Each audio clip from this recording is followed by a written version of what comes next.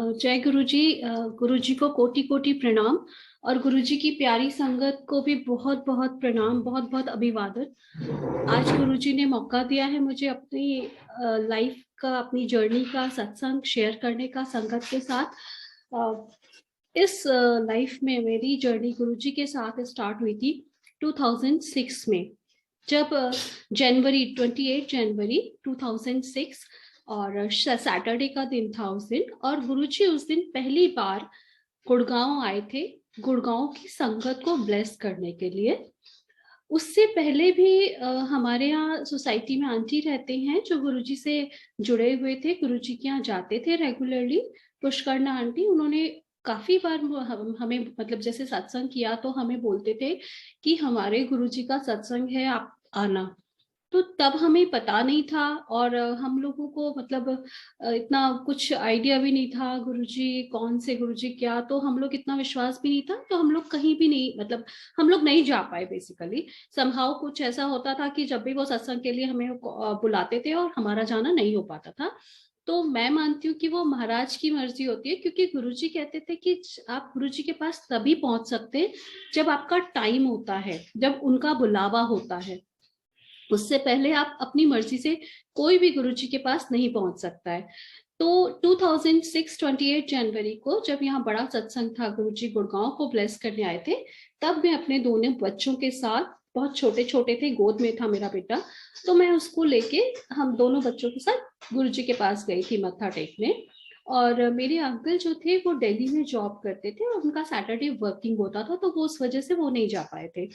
तो सिर्फ मैं और मेरे दोनों बच्चे ही गए थे। उसके बाद हुआ ये कि जाने के बाद जब हम बैठे, गुरुजी सामने सिंहासन पर बैठे हुए थे और गुरुजी का ऑरा इतना ज्यादा मतलब स्ट्रॉन्ग, इतना पावरफुल, इतने अच्छे, मतलब देख के तो मुझे ये लग रहा था कि ठीक है गुरुजी हैं, वहां शब्द बानी चल रही थी। मुझे लगा गुरुजी इतने कुछ बोल तो रहे नहीं है, कोई प्रवचन तो कर नहीं रहे हैं। तो बाद में आंटी ने बताया कि नहीं गुरुजी हमारे कोई प्रवचन वगैरह नहीं करते, वो आपको जो देख रहे हैं, आपको जो मत्था टेकने बुला रहे हैं। अच्छा, उस दिन गुरुजी ने मुझे कई बार मतलब मत्था टेकने बुलाया, तो मैं बार बार जाके बच्चों के साथ बैठ के मत्था टेक के आती, फिर बैठती, फिर थोड़ी देर बाद कहते आप मतलब मत्था टेकने आओ, तो फिर मैं मत्था टेकने चली जाती। और हर बार मुझे लगता कि शायद अभी गुरुजी कुछ बोलेंगे, बट गुरुजी कुछ नहीं, बट हाँ गुरुजी बहुत ध्यान से देख रहे थे मुझे और मेरे बच्चों को, और अच्छी सी स्माइल भी गुरुजी ने दी, मतलब दे रहे थे। तो मेरे को लगा चलो ठीक है, नहीं गुरुजी बोल रहे हैं। फिर मैंने आंटी से कंफर्म किया, वो बोले नहीं गुरुजी देख के ही, अपनी आंखों से ही आपका कल्याण कर देते हैं, और जरूरी नहीं है कि गुरुजी मतलब प्रवचन या कुछ बात करे, वो बात इस तरह से नहीं करते। तो मैंने कहा ठीक है। उस दिन हम लंगर खाया, लंगर प्रसाद किया और घर आ गए। आके मैंने सारा कुछ अपने अंकल को बताया। अब इससे पहले का एक छोटा सा मेरा बीच में और वो है, वो मैं आपको बताती हूँ। ये तो मैं गुरुजी से प्रॉपर जब जुड़ी हूँ उसकी वो है। इससे पहले का एक इंसिडेंट और है मेरी लाइफ का। हम लोग दिवाली का टाइम था, क्योंकि पुष्करना आंटी के यहाँ जो है सत्संग होते रहते थे और वो उनके यहाँ गोवर्धन पूजा होती थी। तो उस दिन भी उन्होंने गुरुजी का मतलब गुरुजी का स्वरूप उनके यहाँ लगा हुआ होता था, तो हम उनसे सुनते रहते थे गुरुजी के बारे में, बताती थी। तो गोवर्धन पूजा थी उनके यहाँ पे और हम उनके यहाँ ऊपर गए हुए थे, और उनके यहाँ प्रसाद, लंगर प्रसाद बन रहा था मतलब संगत के लिए। तो उन्होंने, आंटी ने उनका जो गैस का सिलेंडर था वो एकदम से लीक हो गया, आग पकड़ गया।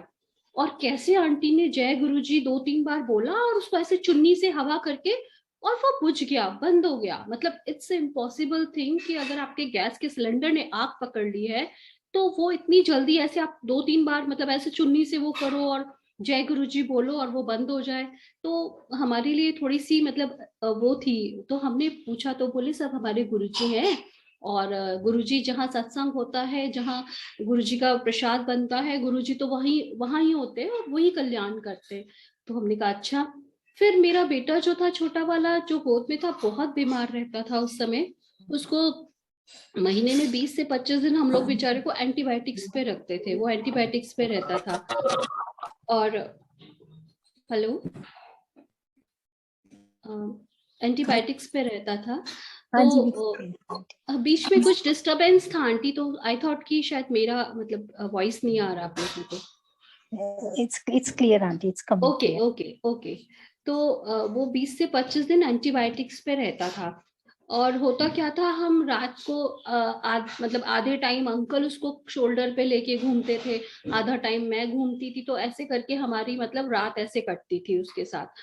तो हम लोग बड़े ही परेशान हो गए थे। एक बार तो आंटी ने, पुष्कर आंटी हमारे यहाँ आए और मुझे बोले, मैंने उनको बताया और मैंने कहा आंटी बहुत परेशान हो गई हूँ मैं तो उसके साथ, और इस तरह से हमारा। तो जब उनको पता चला तो उन्होंने कहा देखो ये मेरे गुरुजी हैं और ये इनका स्वरूप है, तो मेरे कहने से ये स्वरूप जो है वो अपने बेटे के पिलो के नीचे रख दो और देखना उसको, मतलब जो भी उसके लिए अच्छा आएगा गुरुजी अच्छा करेंगे, उसको ठीक करेंगे जल्दी। तो क्योंकि मैं तब तक कनेक्टेड नहीं थी और मेरा उतना विश्वास नहीं था, तो मैंने कहा ठीक है वो कह रही हैं, तो उनके विश्वास के लिए मैंने लेके और वो उसके पिलो के नीचे रख दिया।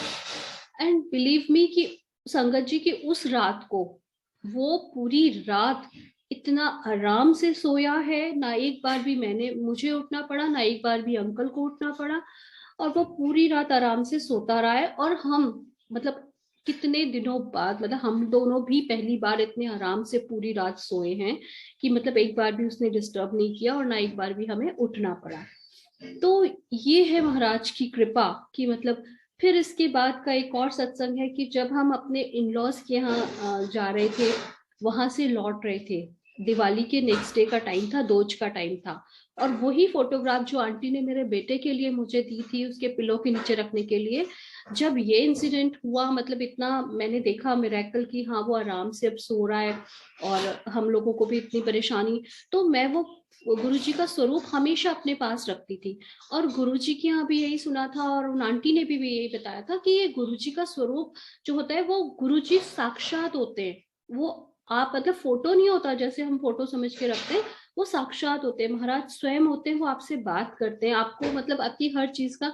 तो मैं वो स्वरूप हमेशा अपने अंग संग रखती थी, अपने पास रखती थी कि मतलब जब भी, तो हम लोग जब मेरे इन लॉज के यहाँ से लौट रहे थे दोज वाले दिन, दिवाली के नेक्स्ट डे, तो हमारी गाड़ी, हम चारों थे और ड्राइवर था, ड्राइवर जो था वो कार ड्राइव कर रहा था और बच्चे बहुत छोटे थे, मैं अंकल हम चारों वहां से लौट के आ रहे थे। तो अलीगढ़ से 10 किलोमीटर पहले एक जगह आती है, वहां पे हमारा गाड़ी का हेड ऑन कॉलिजन हुआ, बहुत स्पीड पे, मतलब इतनी तेज एक्सीडेंट हुआ और गाड़ी तो पूरी क्रश हो गई उसमें।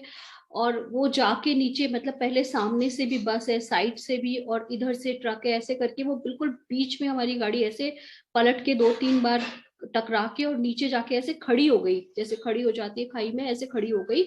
और हमें विंड स्क्रीन तोड़ के सब लोगों ने बाहर निकाला। और जब बाहर निकाला तो जो आसपास के लोग थे वहां पे, उन लोगों ने बोला, कहते यहाँ तो मतलब कोई भी नहीं बचता, ये जगह तो इस चीज के लिए बदनाम है कि यहाँ इतने एक्सीडेंट्स होते हैं रोज के और कभी कोई बचता नहीं है। और आप सारे लोग तो बहुत लकी हो, बहुत ब्लेस्ड हो कि आप लोग सारे के सारे सेव हो और आप में से किसी को कुछ नहीं हुआ है, मतलब थोड़ा बहुत खरोच आई है, थोड़ा बहुत चोट लगी है, बाकी मेजर इंजरी ऐसा कुछ नहीं हुई है।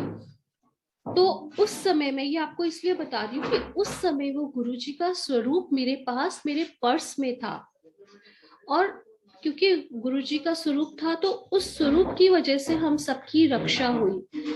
और मेरी मेरी पूरी फैमिली आज अगर हम लोग हैं जिंदा तो सब महाराज की दी हुई है हमारी ये लाइफ, ये जो लाइफ हमें मिली है गुरुजी ने दी है। उसके बाद हम लोग वहां से आ गए, खैर आगे मैं बढ़ती हूँ। फिर जब हम गुरुजी के यहाँ रेगुलर जाना स्टार्ट हुए तो हम सैटरडे के दिन गुरुजी के पास जाते थे, बिकॉज बाकी डेज तो वर्किंग थे और सैटरडे को मेरे अंकल का हाफ डे होता था, वो दिल्ली जाते थे, तो बाकी दिन उनको आते आते ही 8-9 बज जाता था, तो हम लोग जा नहीं पाते थे। हम सैटरडेज को जाते थे गुरुजी के पास। तो एम्पायर स्टेट जब हम पहुंचते थे, जाते थे, तो गुरुजी के पास जाके इतना अच्छा लगता था वहां पे। एक तो इतना पीस, इतना मतलब मेंटल पीस, खुद को इतनी शांति मिलती थी, भले ही बाहर कितनी भी प्रॉब्लम्स हो, आपके पास कुछ भी हो, मतलब आप कितनी भी प्रॉब्लम से जूझ रहे हो, लेकिन वहां जाके इतना शांति मिलती थी, मन को इतना अच्छा लगता था, इतना सुकून मिलता था वो शब्द बानी सुन के। गुरुजी को जब मत्था टेकते थे तो गुरुजी सामने बैठे होते थे, उनका ऑरा ही इतना स्ट्रांग था कि मतलब उसको देख के ऐसा लगता था बस बैठे रहो यहीं पे गुरुजी के। और जो गुरुजी के यहाँ चाय प्रसाद हमें मिलता था, वो चाय प्रसाद एक्चुअली गुरुजी मतलब हमें वहां जब हम गए तो हमें पता चला ये प्रसाद होता है गुरुजी का, बेस्ट प्रसाद होता है। जो आप पीते हो तो आपको सारी बीमारियों से सबसे गुरुजी क्योर करते हैं, उस लंगर से और चाय प्रसाद से।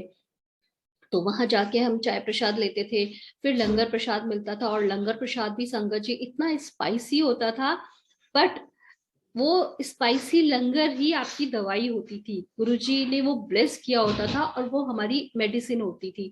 एंड यहाँ मैं ये इसलिए मेंशन कर रही हूँ कि वो इतना स्पाइसी होता था कि मेरा वो जो छोटा वाला बेटा बीमार रहता था वो हमारे साथ जाता था पूरा शबद के टाइम। तो वो गोद में आराम से लेटा रहता था, कुछ भी नहीं उसको, ना शैतानी करना ना शोर मचाना, चुपचाप लेटे लेटे शब्द सुनता रहता था। एंड जैसे ही लंगर का टाइम आता था वो बच्चा उठ के बैठ जाता था और सारी संगत के साथ मिलके इतने प्यार से वो मतलब हमारी थाली में लंगर खाता था। जो लंगर प्रसाद इतना स्पाइसी होने की वजह से बड़े बड़े लोग नहीं खा सकते थे, मतलब तो वो इतना छोटा सा बच्चा, आई डोंट नो हाउ कि वो कैसे वो लंगर प्रसाद चम्मच से भर भर के वो सब्जी प्रसाद वो चटनी प्रसाद सब खाता था। और ऐसे खाता था जैसे पता नहीं कितने महीनों का वो बच्चा भूखा हो और उसकी भूख वहीं जाके तृप्त होती है। तो मतलब मैं भी ये देख के सरप्राइज होती थी। फिर मैं ये बात पूछती थी उन आंटी को कि आंटी ये ना वहां जाके ऐसे लंगर खाने लगता है। तो आंटी बोलती है बेटा वो इसकी दवाई है, गुरुजी इसको ब्लेस कर रहे हैं उस लंगर प्रसाद के थ्रू। वो लंगर खा के बच्चा ब्लेस हो रहा है। तो तुम इसमें ये मत सोचो कि वो खा रहा है, अच्छी बात है कि वो वहां जाके खा रहा है। और घर में वो बिना मिर्च का भी नहीं खाता था। तो मेरे कहने का मतलब है कि गुरुजी की ब्लेसिंग्स देने के अपने वेज हैं। वो कैसे उस छोटे से बच्चे को, अच्छा फिर थोड़ा टाइम हुआ, थोड़े टाइम बाद हम लोग को ऊपर बैठने को बोला जाता था क्योंकि हम पुरानी संगत हो गए थे। और फिर बच्चों को लाना भी अलाउड नहीं हुआ था, कि मतलब बंद कर दिया था कि अब बच्चों को लेके नहीं आएंगे, आंटी अंकल दोनों में से एक आओ और नहीं तो फिर बच्चों को घर पे छोड़ के जाना था। ऐसे आदेश गुरुजी की तरफ से आया, तो हम यही फॉलो करते थे। लेकिन एक दिन क्या हुआ, उसको बहुत तेज, मुझे नहीं पता कैसे, उसको बहुत तेज फीवर हुआ और मतलब बहुत ज्यादा फीवर था। और वो पहले तो दवाई खा के सो गया। तो मुझे लगा हम लोग जाएंगे मत्था टेक के महाराज को, क्योंकि एक गुरुजी के पास एम्पायर स्टेट जब हम जाते थे ना तो हमें एक वेट रहता था, एक इंतजार रहता था कि हाँ हमने सैटरडे कब आएगा और हमने जाना ही जाना है गुरुजी के पास। तो हम अपने आप को एक खींच रहती थी, हम अपने आप को रोक नहीं पाते थे गुरुजी के पास जाने से। तो हुआ क्या, उस सैटरडे भी यही हुआ। उसको फीवर था, हमने दवाई वाई खिला के उसको सुला दिया था। और उन्हीं आंटी के पास मैंने कहा आंटी हम लंगर खा के मत्था टेक के और आ जाएंगे गुरुजी के पास से, आप इसको तब तक रख लोगे। आंटी ने बोला हाँ बेटा मैं रख लूंगी, आप चले जाओ आराम से। जैसे ही हम लोग निकलने लगे, गाड़ी में बैठे ही थे कि आंटी का फोन आ गया, कहते बेटा ये तो नहीं रह रहा है, ये तो रो रहा है, आप इसे ले जाओ या तो, या देखो कैसे करना है। तो मैंने कहा बट वहां तो बच्चे अलाउड नहीं है, लेकिन मन बहुत था। फिर अंकल, मैं क्योंकि गाड़ी में हम बैठ चुके थे और आंटी ने फिर उसको लाके मुझे दिया, तो मैंने कहा चलो कोई बात नहीं। अंकल बोले कोई नहीं ले चलते हैं, देख लेते हैं, नहीं तो तुम बाहर बैठ जाना वहां पे जहाँ शू स्टैंड है वहां पे बैठ जाना सामने। तो मैंने कहा ठीक है हम ऐसे कर लेंगे। हम गए संगत जी, वहां जाके जैसे ही हमने एंटर किया, मतलब वहां गुरुजी कहते, वहां पे कहते थे कि गुरुजी सब कुछ जान ही जाने, जब आप गुरुजी के पास पहुंचते हो तो आपके अगले पिछले सारे जन्मों का स्कैनिंग वो कर लेते हैं, उनको सब कुछ पता होता है, एक एक पल एक एक मिनट का। और गुरुजी को ये भी पता होता है कि आप किस समय घर से निकल रहे हो, आप क्या करके निकल रहे हो, मतलब उनके सामने तो सब कुछ, कुछ छुपा नहीं सकते आप। तो हमने तो वही ना, नादान है, हमें नहीं पता था गुरुजी के बारे में, और हमने सोचा चलो कोई बात नहीं। पहले अंकल ने एंटर किया, अंकल ने जाके गुरुजी को मत्था टेका, और फिर अंकल मत्था टेक के बाहर आए। फिर मैं गई अंदर, उन्होंने बेटे को पकड़ा, फिर मैं गई अंदर गुरुजी को मत्था टेकने। ऐसे करके हमने दोनों ने बारी बारी से मत्था टेका, और ये सोचा कि गुरुजी के सामने इसको नहीं ले जाएंगे तो गुरुजी को तो पता ही नहीं चलेगा कि हम इसको लेके आए। और हम लोग जाके ऊपर सबसे कोने में मैं जाके बैठ गई, उसको एम्पायर स्टेट में ऊपर होता था फ्रिज के साइड में ना सेटी लगी हुई थी, उसके साइड पे मैं कोने में बैठ गई उसको लेके कि भाई देखे नहीं कोई, और नहीं तो फिर डांट पड़ेगी कि बच्चे को लेके क्यों आए हो। बट मैंने चलते समय गुरुजी को सॉरी बोला था, मैंने कहा गुरुजी मेरी मजबूरी है, मैं इसको लेके आ रही हूँ, आप तो सब कुछ मतलब आपको तो पता है, लेकिन अब मैं क्या करूं, मैं कर तो आदेश जो गुरुजी का है वो तो नहीं कर रही हूँ, बट स्टिल मन में एक जो गिल्ट था मैंने उसके लिए मन ही मन गुरुजी को सॉरी बोल दिया था। तो जब मैं पहुंची ऊपर जाके बैठी, चाय प्रसाद हुआ क्या, सिंगला अंकल चाय प्रसाद का ट्रे लेके आए। तो मुझे लगा बच्चों के लिए मना है तो अंकल डांटेंगे, कहेंगे कि आंटी इसको क्यों लेके आए हो जब मना किया है। तो सो रहा था मेरी गोद में, तो मैंने आंख बंद कर ली ये सोच के कि मतलब ठीक है अब डांट पड़ेगी तो पड़ जाएगी, कोई बात नहीं, आंख बंद करके बैठ गई मैं। जैसे ही सिंगला अंकल चाय प्रसाद का ट्रे लेके आए मेरे पास, अंकल ने मुझे बोला आंटी चाय प्रसाद लो, मैंने चाय प्रसाद ले लिया। मुझे लगा अभी डांट पड़ेगी अभी डांट पड़ेगी, बट नहीं, सिंगला अंकल ने कुछ नहीं बोला। अंकल चले गए चाय प्रसाद देके। फिर मैंने देखा, मैंने मन में एकदम सोचा ही था, देखा थैंक यू गुरुजी बच गई आज तो मैं। तो जैसे ही मैंने सोचा सिंगला अंकल वापस मेरी तरफ टर्न करके आए और आके मुझे चाय प्रसाद की ट्रे थी उनके हाथ में, मुझे कहते हैं आंटी इसको ना यहाँ लिटा दे सेटी पे, तू आराम से चाय प्रसाद पी ले। तो मतलब मैंने कहा हाँ हाँ अंकल जी अंकल ऐसे करके, और मैंने उसको लिटा के मैंने आराम से चाय प्रसाद ले लिया अपना। हुआ उसके बाद फिर जैसे ही लंगर स्टार्ट हुआ हमने फिर से वही चीज की। अब हम नीचे जाके बिल्कुल कोने में छुप के बैठे लंगर के लिए कि गुरुजी ना देख पाए कि हम इसको लेके आए हुए उससे। तो हम बैठ गए कोने में, हमने लंगर प्रसाद खाया। एंड देखिए संगत जी, वहां पे उस बच्चे ने भी, जिसको फीवर था, जो कुछ नहीं खा रहा था, उसने वहां पे भी हमारे साथ वो स्पाइसी लंगर फिर से किया। मतलब आप इमेजिन कर सकते हैं कि कोई बच्चा इतना बीमार हो छोटा सा, और वो फीवर में, जो घर पे कुछ नहीं खा रहा हो, वो वहां जाके गुरुजी का लंगर खा रहा हो, और उसने वहां आराम से बैठ के वो लंगर खाया हमारे साथ। और जब हम वापस मत्था टेकने लगे तो पहले अंकल ने जाके मत्था टेका गुरुजी को, फिर मैंने जाके मत्था टेका, मतलब बारी बारी से टेका, एक ने उसको पकड़ लिया। और जैसे ही हम लोग आके अपनी गाड़ी में बैठे, उसके बच्चे के फोरहेड से प्लस मेरी पूरी गाड़ी में जैसे गुरुजी साक्षात आके बैठ गए हो। 1000 रोजेस की फ्रेग्रेंस जो गुरुजी के पास आती थी, हमें फ्रेग्रेंस जो गुरुजी के होने का एहसास दिलाती है, वो फ्रेग्रेंस हमारे पूरी गाड़ी में आ रही थी, मेरे बेटे के फोरहेड से आ रही थी। तो और हम, मतलब मैं तो इतनी खुश हो गई, मैंने कहा इतनी फ्रेग्रेंस ही फ्रेग्रेंस। और जब हम घर आए, मैंने उन आंटी को आके रात को कॉल किया 11 बजे। तो वो आंटी डर गए, उनको लगा पता नहीं क्या हुआ, ये इतनी रात को कॉल करके मुझे नीचे बुला रही है। तो जब वो आए, मैंने उनको बोला, मैंने कहा देखो आंटी, आज हम गुरुजी के यहाँ गए और हमने ऐसे ऐसे लंगर किया और सब कुछ किया, और इसने भी लंगर प्रसाद खाया, और हमने तो बताया भी नहीं, इसको मत्था भी नहीं टिकवाया गुरुजी को, फिर भी इसके फोरहेड से इतनी फ्रेग्रेंस आ रही है बच्चे के, और मेरी पूरी गाड़ी में फ्रेग्रेंस थी। तो फिर आंटी ने बोला कि देखो बच्चे, वो तो गुरुजी हैं, गुरुजी तो सब जान ही जान है, और भगवान को पता है ना कि तुम किस तकलीफ में उस बच्चे को किस हाल में लेके गए थे, मजबूरी में लेके गए थे, ठीक है। तो इसलिए गुरुजी ने उसे भी ब्लेस कर दिया। तो गुरुजी को तो सबका सब कुछ पता है, गुरुजी मतलब उनसे तो कुछ छुपा हुआ ही नहीं है, हमें उनको कुछ बताने की ही जरूरत नहीं है कि मतलब गुरुजी को एक एक चीज हर पल की खबर है हमारे। ऐसे ही एक सत्संग मैं आपके साथ और शेयर करती हूँ। रिसेंटली अभी पीछे मेरी मम्मा की सर्जरी हुई थी, नीज की सर्जरी हुई थी ये। तो हुआ क्या, वहां मेरे को मम्मा की के लिए देखभाल के लिए मुझे जाना था, मम्मा के पास रहने के लिए। और कैसे गुरुजी ने वो सर्जरी भी इतने अच्छे से मम्मा की करवा दी। और यहाँ मतलब मेरे घर पे कोई संभालने के लिए नहीं था, तो वो भी गुरुजी ने मतलब ऐसे हैंडल किया कि वो सारी चीजें, मैं महाराज को जितना थैंक्स करूं, मेरे पास तो शब्द ही नहीं है कि हम गुरुजी को कितना थैंक्स करें। उसी समय की बात है कि जब मम्मा की सर्जरी हुई, उस समय मैं वहीं पे थी, और उस समय घर पे कोई भी नहीं था, और पापा थे, मैं थी और मम्मा थे। तो पापा जो थे वो, उनकी तबीयत, सैटरडे का दिन था, और पापा की तबीयत थोड़ी बिगड़ने लगी। आफ्टरनून में 2-2:30 बजे के टाइम की बात है। तो पापा ने कहा बेटा मुझे कुछ ठीक नहीं लग रहा, मुझे थोड़ा अनईजी फील हो रहा है। तो मैंने पापा से पूछा, मैंने कहा पापा क्या बात है, मैं आपको पानी मतलब, तो जो हम होम रेमेडी जो भी उनको इनो दे दिया, पानी के साथ कुछ और दे दिया, तो मतलब जो जो कर सकते थे वो किया। बट फिर भी उनको उससे आराम नहीं आया, और उनको बहुत मतलब अनइजीनेस और बहुत एकदम पसीने पसीने। तो मुझे समझ में नहीं आ रहा था कि ये हो क्या रहा है।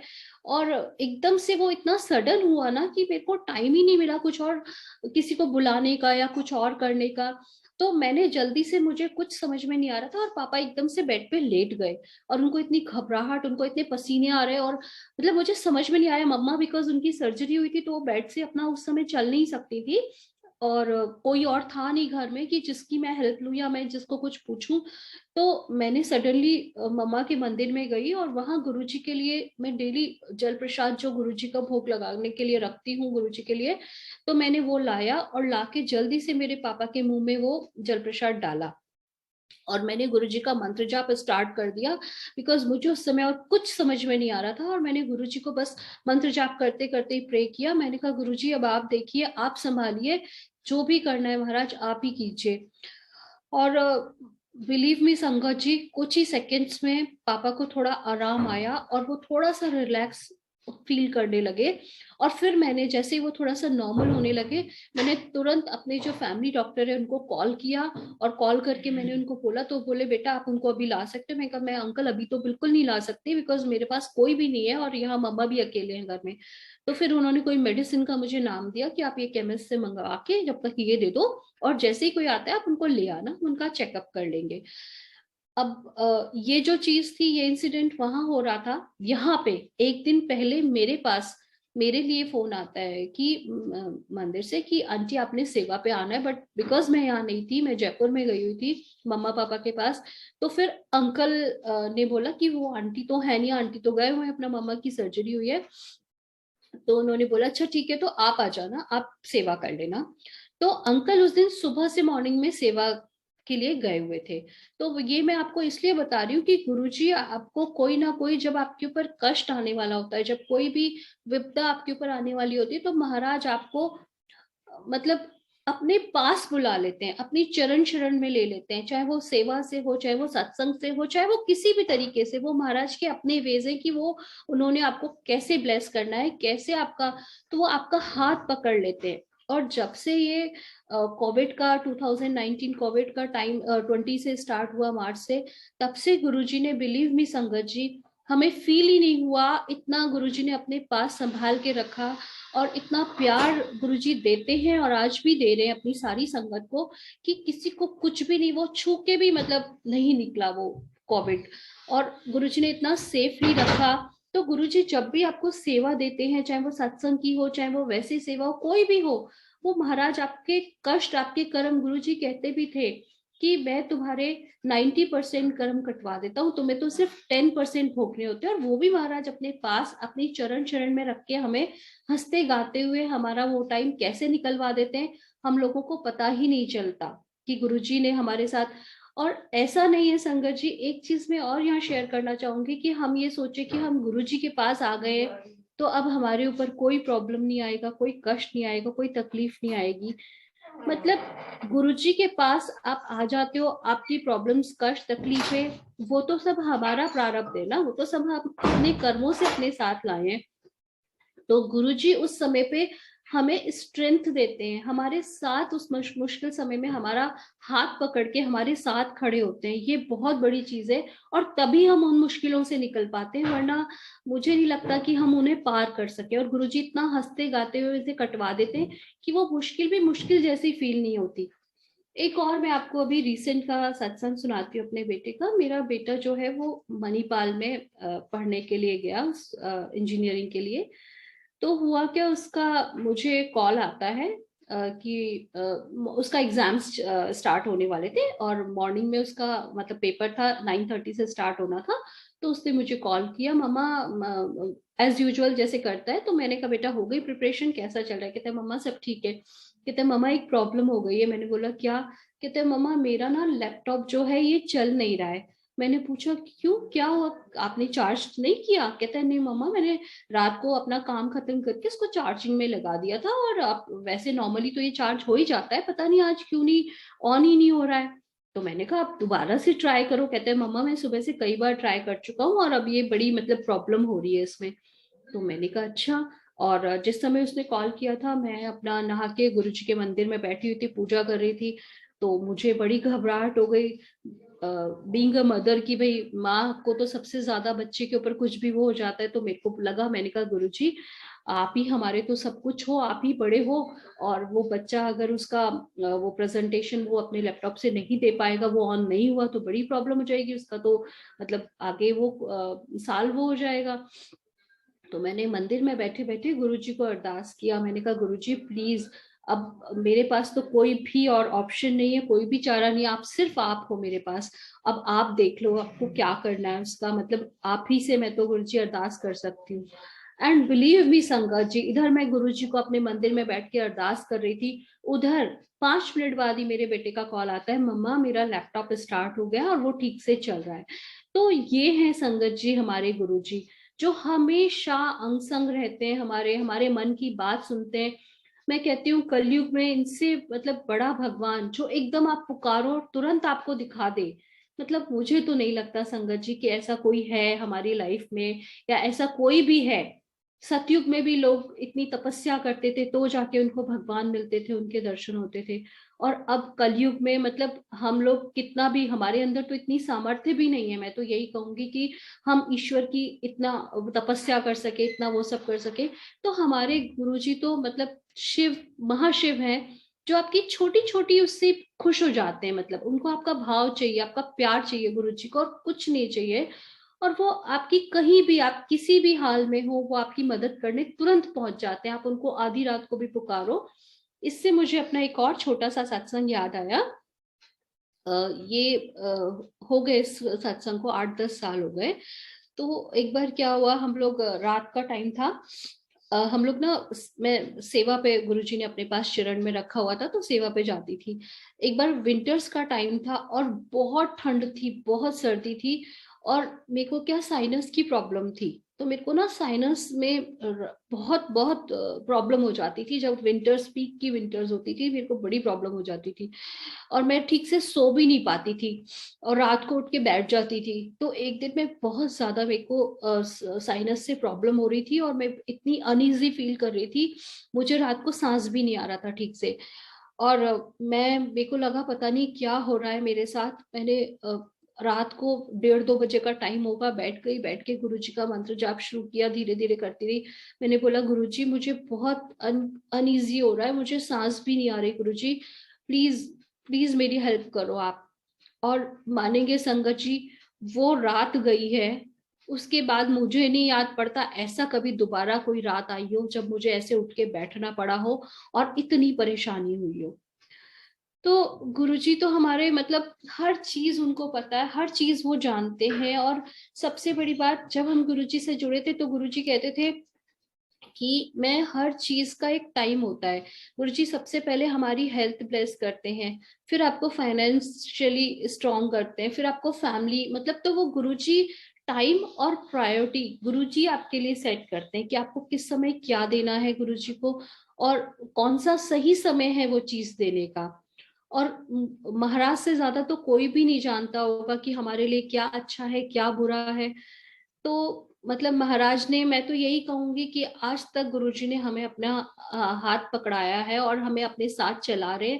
बस मैं यही गुरुजी से अरदास करती हूँ कि गुरुजी हमेशा ऐसे ही आप अपनी कृपा दृष्टि सारी संगत पे बनाए रखिएगा, सबको ब्लेसिंग्स दीजिएगा। और गुरुजी कहते भी थे कि जो सत्संग करता है और सुनता है दोनों का कल्याण होता है। तो ये भी गुरुजी की एक सेवा ही है जो गुरुजी हम लोगों को देते हैं, करवाते हैं। तो मैं बहुत बहुत शुक्राना करती हूँ गुरुजी का। थैंक यू गुरुजी महाराज कि आपने हमें अपनी चरण शरण में रखा हुआ है, और हमेशा सारी संगत को इसी तरह ब्लेस करते रहिए गुरुजी, सबकी झोलियां खुशियों से भरते रहिए। इसी के साथ मैं अपनी वाणी को यही विराम देना चाहती हूँ आंटी। जय गुरु जी।